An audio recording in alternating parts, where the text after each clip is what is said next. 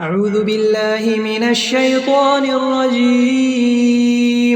بسم الله الرحمن الرحيم. الرحمن علم القرآن خلق الإنسان علمه البيان. الشمس والقمر بحسبان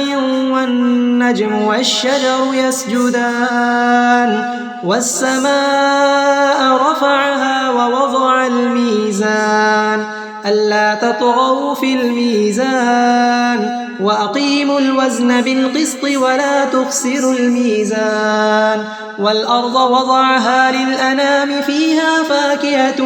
والنخل ذات الأكمام والحب ذو العصف والريحان فبأي آلاء ربكما تكذبان خلق الإنسان من صلصال كالفخار وخلق الجان من مارج من نار فبأي آلاء ربكما تكذبان رب المشرقين ورب المغربين فبأي آلاء ربكما تكذبان مرج البحرين يلتقيان بينهما برزخ لا يبغيان فبأي آلاء ربكما تكذبان يخرج منهما اللؤلؤ والمرجان فبأي آلاء ربكما تكذبان وله الجوار المنشآت في البحر كالأعلام فبأي آلاء ربكما تكذبان كل من عليها فان ويبقى وجه ربك ذو الجلال والإكرام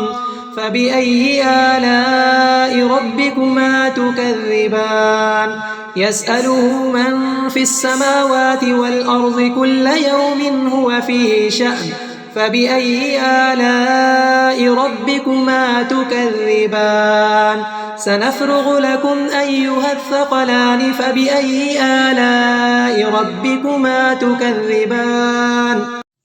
يا معشر الجن والإنس إن استطعتم أن تنفذوا من أقطار السماوات والأرض فانفذوا لا تنفذون إلا بسلطان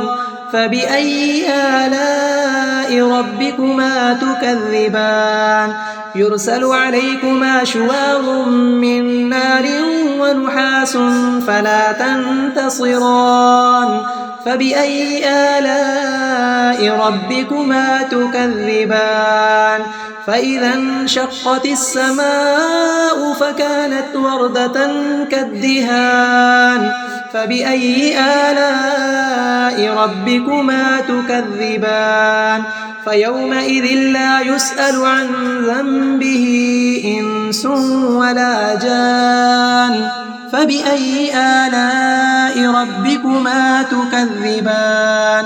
يعرف المجرمون بسيماهم فيؤخذ بالنواصي والأقدام فبأي آلاء ربكما تكذبان هذه جهنم التي يكذب بها المجرمون يطوفون بينها وبين حميم آن فبأي آلاء ربكما تكذبان ولمن خاف مقام ربه جنتان فبأي آلاء ربكما تكذبان ذواتا أفنان فبأي آلاء ربكما تكذبان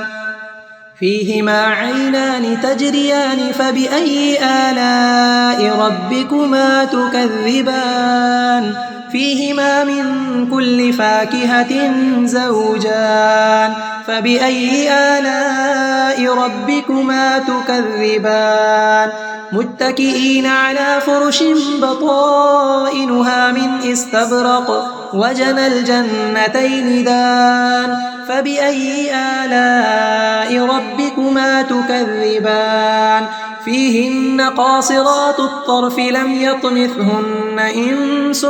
قبلهم ولا جان فبأي آلاء ربكما تكذبان كأنهن الياقوت والمرجان فبأي آلاء ربكما تكذبان هل جزاء الإحسان إلا الإحسان فبأي آلاء ربكما تكذبان ومن دونهما جنتان فبأي آلاء ربكما تكذبان مدهامتان فبأي آلاء ربكما تكذبان فيهما عينان نضاختان فبأي آلاء ربكما تكذبان فيهما فاكهة ونخل ورمان فبأي آلاء ربكما تكذبان فيهن خيرات حسان فبأي آلاء ربكما تكذبان حور مقصورات في الخيام فبأي آلاء ربكما تكذبان لم يطمثهن إنس قبلهم ولا جان فبأي آلاء ربكما تكذبان متكئين على رفرف خضر وعبقري حسان فبأي آلاء ربكما تكذبان تبارك اسم ربك ذي الجلال والإكرام